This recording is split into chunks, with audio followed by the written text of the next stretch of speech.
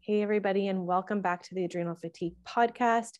So excited for this episode today. Angela and I are going to be chatting about this really special time of the year. The day we're actually recording this is the winter solstice here in the Northern Hemisphere, which is the shortest day of the year. Yes, this is a special time, a special opportunity here in this day as a solstice. Winter solstice signifies a hibernation, really, of sorts, a great time for going inward and reflecting on the year and to see what you're really ready to shed as you prepare for a new year or even spring ahead of new beginnings. Love that. And so today we really want to talk about breaking patterns. And Angela is going to walk us step by step through this important process of how to break the patterns that we're ready to release. Because we all have inner things going on that keep us stuck in our current state. So this is going to be a great conversation. Angela, where do we start? Yeah, and I think the thing I want to say about that came up when you just shared that is this idea that we don't realize like how much our patterns actually shape how we behave and how our thought patterns and our beliefs shape how we behave. And so why we're even talking about this on the Adrenal Fatigue podcast, right? Is that connection of emotions and these patterns and how they actually affect our adrenals, right? And which are resiliency glands. And so if we have these constant stressors going on every day that are around our patterns or around guilt or resentment, right? Those are intense stressors that impact our physical health as well. So yeah, where do we start? So the first step, we're going to just dive right in. Again, I talked about, how important it is to be clear about that what we think and what we believe matters. And so the first step of this process is to be aware of what you want to release, right? And that takes being honest with yourself as you reflect on the last year or just who you are and how you're showing up. And doing that from a place of compassion rather than judgment. So important, right? So, Danielle said like this idea of what we're ready to let go of. I want to talk about that for a second because there are patterns that we're not really ready to let go of, that even though they're not necessarily serving us, we don't feel ready because they feel really hard to let go of. So I invite you to just think of one pattern that you know isn't working for you that you might be open to letting go of. Maybe it's your belief that you aren't capable of healing, that you're always going to have this condition. It's a matter of maintenance, right? That's a belief you have that's going to impact what shows up in your life, right? Maybe it's not maybe a pattern is that you don't trust, your practitioner. You don't trust yourself. You don't trust anyone, really. So is that you, right? Something to think about. Or for many of us, and me included, I'll raise my hand here, of choosing this victim mentality, right? This is happening to me. And it's always about, this is happening to me and, everyone around me should feel sorry for me because this is what's, and remembering though that everybody else is struggling with something, right? So it's a reminder that, we have to be willing to let go of that victim mentality a little bit. Does that make sense? Yeah, I love these examples. And what's coming to me is like, I feel like these are great, but I feel like they're deeper ones, right? So oftentimes thinking of moving into the new years when into the new year, we're thinking about what we want to release. Maybe what comes to mind for me first is like more of the superficial stuff, like the habits. And I love these examples that you're giving. They're deeper, but this is going to require that we go within and really get exploratory. So like there's room for both, right? Like if we want to change our nutrition or be more tidy and like, get stuff organized in our life in certain way, in which way, those things that we tend to write down when we're thinking of intentions moving into a new year. I love Where it. does one, like, if I could just ask, where do we even start when it comes to exploring these, just to put you on the spot, but Yeah, like, no, I how love do that we, yes. how do we like figure this out for ourselves? Because sometimes there's just a lot of unawareness around these patterns. Yeah, I agree with you. And I think the first place to start is I want you to eventually just pick one thing, maybe, but to have a list of things that you believe you might be willing to to release, um, and patterns that you'd like to break.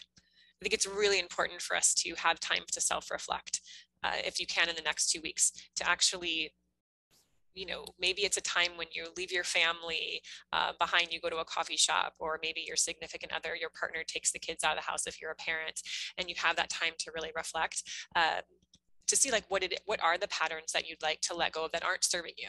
And then, we can talk about next step 2 is all about how to like choose new things, right? But really we're talking first about how to release what's not working for us. So I love this. So if you have an example of something, a higher level example, I'm happy to get specific if you want, but anything that's coming up for you. One thing that I just kind of wanted to say is, because we've seen a lot of this in the work that we do in the Adrenal Recovery Collective, we see people who come in and they haven't trusted practitioners before, and like with no judgment around that, because they haven't necessarily been getting maybe the answers that they've been looking for, but oftentimes like not giving protocols enough time. Right. So, yeah, I'm just kind of mentioning some like shining a light on ways that you can kind of reflect on some of your past habits, like working with practitioners and the way that you feel in the confidence. Or do you find yourself complaining a lot, right? Like I find oftentimes complainers don't realize that they're complainers because they're kind of in that world. Yes. So I guess it starts doing exactly what you said, Angela, is just like thinking about like what's not serving you from a high level. For me, what comes up is, and comes up a lot for clients that I work one-on-one within the program, is like the food part, right? So maybe it's getting control of emotional eating, or like binge eating at night, these habits around food that we know aren't serving us when we're trying to recover or trying to feel the most healthy in our bodies, right? So I think of those things that are more obvious that we know, like when we're eating a bag of cookies after dinner, like we know this is a habit that's not serving us. And it's a lot easier to see that compared to like the complaining thing, right? Yeah, I love these examples. Let's go with the example of eating like late at night. Okay. Should we? Okay. That works. Yeah. So like I said, I think that really the first piece is really being honest with yourself about like what that pattern has come from, right? Without having to like psychoanalyze yourself for the past, 3 or 4 decades, but really just like, what is it about that for you? How did it start? What void is it filling, right? It's making you feel nourished. It's making you feel safe. It's just filling a void of not feeling loved, whatever. So again, it's that honest reflection of like, okay, why is this, why is this showing up? What created this pattern? And how can I, am I willing to let go of it? Okay. So that's kind of why I take this first part so seriously. Also, because you mentioned the complaining, right? When someone complains a lot, they don't even know they're doing it. So that's why I'm talking about this honest self analysis, is so important. You have to be willing to say, okay, if somebody that really loved me wanted to tell me like something that's, that might be about myself that's not serving me, what would they say? So sometimes you might even have to step outside yourself. Too. Yeah, I love that. Yeah. So that could be part of it. So we were talking, so we'll talk a little bit about the eating at night when we talk about the next step, but really it is just kind of getting to the bottom of why you've created the pattern in the first place and being really honest with yourself in that. Yeah. Does that make sense? Yeah. For one example, I have a client who recently told me that she was using the nighttime eating as both a reward and a punishment, right? So whether it was a good day and she'd been like really on track with things that she was trying to do, or the opposite, the food was there as kind of both. And I thought that was great self-awareness to have. It is really good self-awareness. Yeah. And then you can start to, knowing where it's coming from, then you can start to play with, okay, how do I shift it? Right. Yeah. Okay, cool. So another thing I wanted to bring up before we move on to step 2 is this idea that, and I'll kind of speak, I don't know, weaving this thread into throughout the podcast, but this idea that there's these emotions that we have too, like things like resentment, not feeling good enough, are all things, or not taking care of yourself, not loving yourself enough to take care of yourself is actually one of the emotional ties to the adrenals. So let me explain that a little bit. So if you follow Louise Hay, or if you know about Louise Hay, she's one of my mentors through the years. And the causes of symptoms, she talks about the causes of symptoms. And what she's talking about is emotions. And a lot of it is around the adrenals, happens to be what she calls defeatism, or no longer caring for yourself, or having anxiety.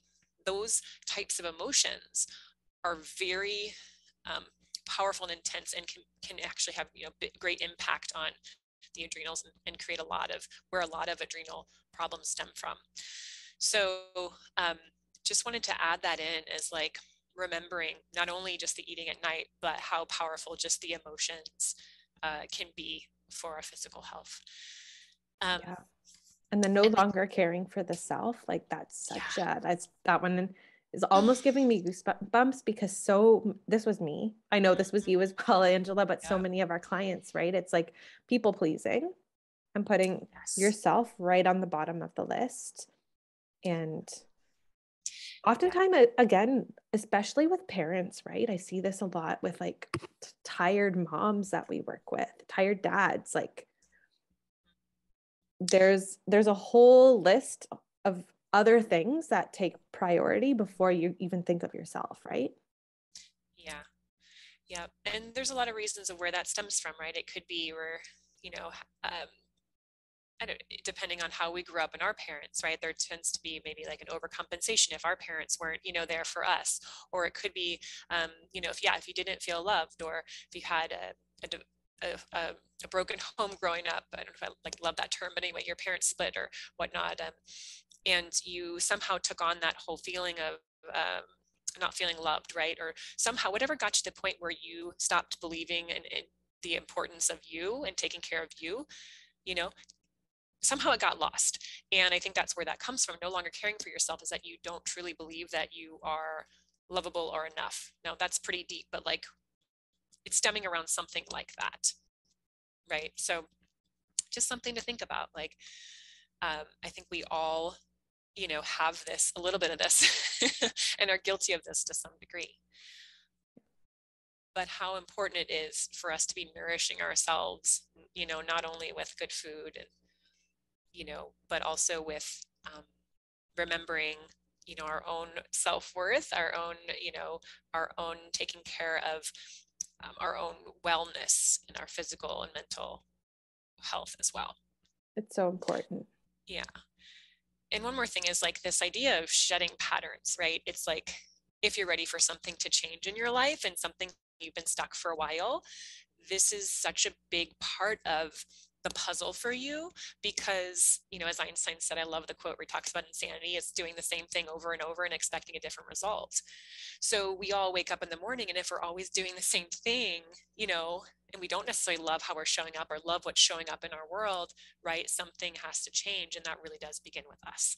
And so yeah, that's just, I love just, remembering that in this process. So yeah. And I know you're going to dive into the changes, right? So the changes that we can make, but it's almost thinking like if you could just change one little thing, right? And this is what I love is like, doesn't have to be a huge overhaul. Like sometimes, especially in the adrenal community, you see it in our Facebook group. It's like, we want to go completely ham on our diet. We want to totally change up our supplements. We want to go all in with these different protocols. But sometimes it's just breaking one little pattern in the day that sets the stage for other things to change. And like one example of that is like, if you just have a healthy breakfast, right? I'm coming back to food, but like if you just have a healthy breakfast, that one change could elicit like more healthy choices in the day, because you started off the day doing something that feels really good compared to maybe just like pouring a big bowl of like sugary cereal, like doing. And that's maybe from one extreme to the next. Maybe not everybody's having like those cereals, but just like imagine that change for one person and how profound that could be and how you feel after breakfast and how that could trickle more into your day. I love that. And because you deal with the nutrition side of things and the collective, and I deal more with the mental emotional, I love it because I can see that same example, but like in that my world, of like starting your day out. And what I do with our clients, so much of that is like structuring up how they start their day and what the beginning of their day looks like. And it can be the same exact thing for food. What you start with sets the tone in so many ways, right? Yeah. When it comes to nutrition as well as mindset and your stress level, if you can take time in the morning to make those decisions and from a conscious place, from a place of, um, awareness and what you really want and remembering that you have that choice. Yeah. So I love this. And I love it it sets us up for this idea that I really do want you to just choose one thing, kind of like Danielle said, like we don't want to overcomplicate things for you guys. So maybe you want to choose like one pattern you want to break in the nutrition world, in your food department, and maybe one thing, one pattern, like mental, emotional pattern that you'd like to break. But let's keep it really simple, especially when you're thinking about and you're listening to this podcast, and just for the new year, so that you can just keep it really light and fun. Okay. Yeah. One that's coming to my mind, if I could share, Yeah, would be please. like, don't reach for your phone. Like, don't be scrolling like Instagram and checking your emails and like doing that mentally, like emotionally, having that stimulation the very first thing that you do, right? When you open your eyes in the morning, I feel like switching up that habit is kind of like switching out the sugary cereal, but for like your mental emotional wellness. Yes, I think you totally helped me like segue into step 2. So thank you for Okay. that beautiful piece there. That was perfect because the whole idea of step 2 is to replace. So you can't take something out of your life like the phone, right at your bedside. So it's the first thing you grab in the morning without thinking about what are you going to replace it with. I guarantee you it's going to be so much easier to break that pattern if you set yourself up by giving yourself a replacement and it's going to set yourself up for success big time. So what is it that you want to create instead, right?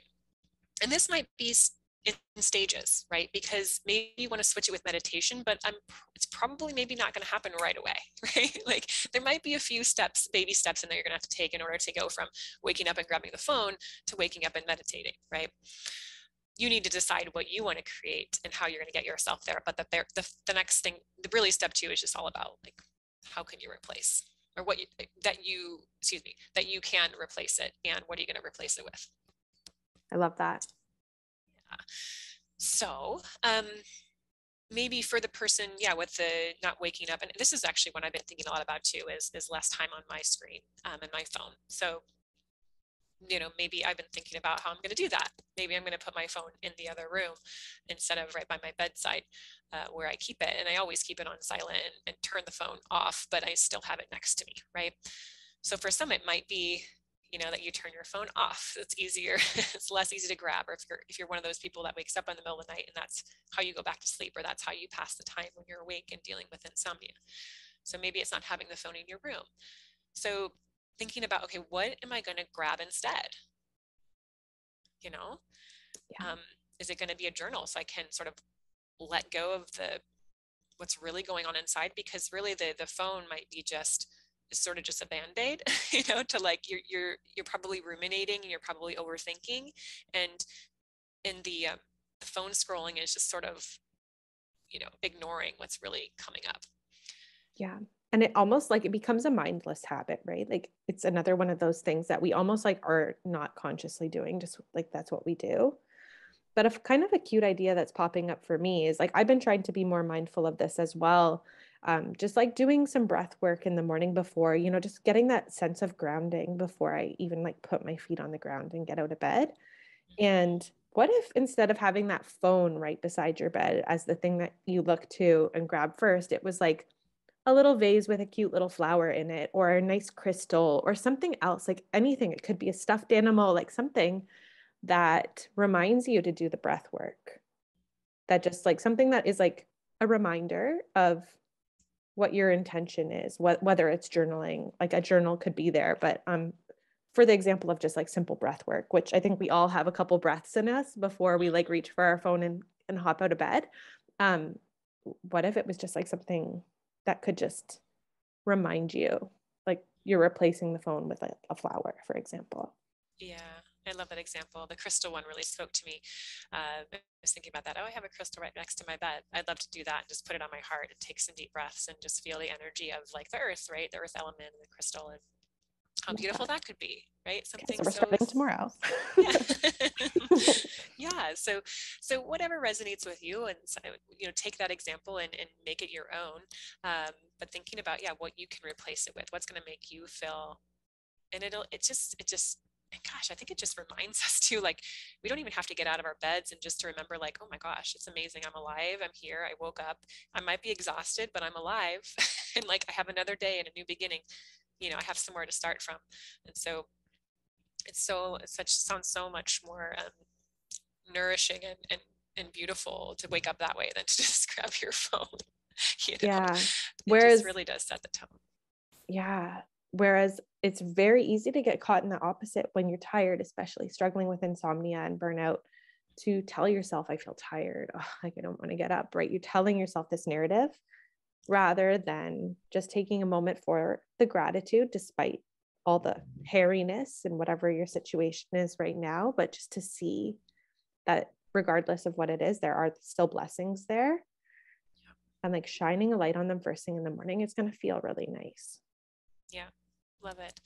And maybe it's a journal. Maybe it's a journal to where we talk a lot about doing gratitudes at night, but what if it was like a morning gratitude journal where you're just grateful for the day, and you wrote yourself a little love note and tell yourself how amazing you are and how excited you are for the day ahead to do whatever it is you want to do in the world. Okay, so should we go to step 3? Yeah, let's do it. So step 3, we talked about, being willing to let go of patterns is number 1, being aware of what patterns to let go of, really. Step 2 being replace it with something. And step 3 being like, what is it that you really want? So we've talked a little bit about this already, but it is like being clear on what you want to create in its place. If you were eating at night, I would like to create an evening where I was feeling full, I was just feeling full. My cup was full, but not from eating, or I wouldn't eat past 8 o'clock. What is it that you want to put in its place? What do you want that space to look like? What do you want your evenings to look like around food? What do you want your morning, to look like when you wake up? How would you like to feel? And that's just an important question for us to ask ourselves, and to make sure it's what you really want rather than what you feel like you should be doing, but really what resonates with your heart and your soul, being authentic to you. So what do you want that morning or evening or whatnot to look like? I love that. And do some journaling around that. Get clear, because it's not always what you think it is. Before we move on, Angela, there's often layers to that too. So even writing down why you want that, asking yourself, okay, then why do I want that? Right? Like almost like an onion, peel back the layers on that why to see where the real root of that desire is coming from. Because sometimes we start with something a little bit more superficial than what the true desire is. So I encourage you to really explore. I love that. And I totally agree with you. That's pretty much the next question is like, yeah, why do I want this? And that actually really helps us get to the authenticity of what I was talking about, and making sure it's really your soul's desire rather than just a desire that, oh, well, everyone else does this or everyone else talks about meditating, but does it really resonate for me? And meditation is wonderful and I love it and I do it all the time, but that might not resonate with somebody else. So I absolutely love that. Why?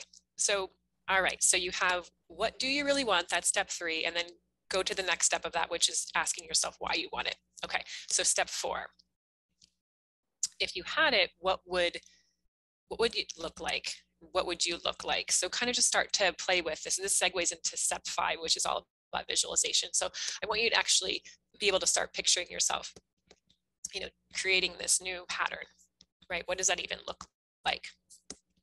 Okay. And really just doing a little journaling around that. What would it look like if I woke up in the mornings and devoted, my mornings to grounding myself or making myself feel calm and grateful? What would that even look like in my life? Right? Maybe that means waking up before my kids. Maybe it means I have to go to sleep earlier, So we're going to play with that whole, next step. How are you going to get to where you want to go? And then number 5 is all about visualization and actually taking what you've created on your paper and bringing it into your daily life. through the act and the power of visualization. So And powerful.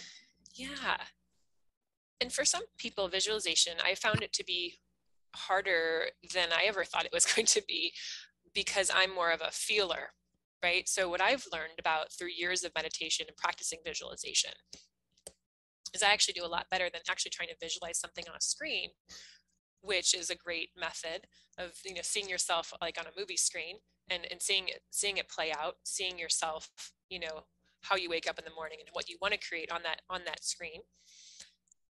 For some people, it's going to be feeling yourself, right? Like feeling into what it feels like to wake up. And so depending on what type of learner you are, it's going to depend on how you're going to navigate this part. But in any sense, you're going to be picturing yourself in any form that you'd like, picturing yourself already there. I love that. This is an exercise I do a lot with nutrition work.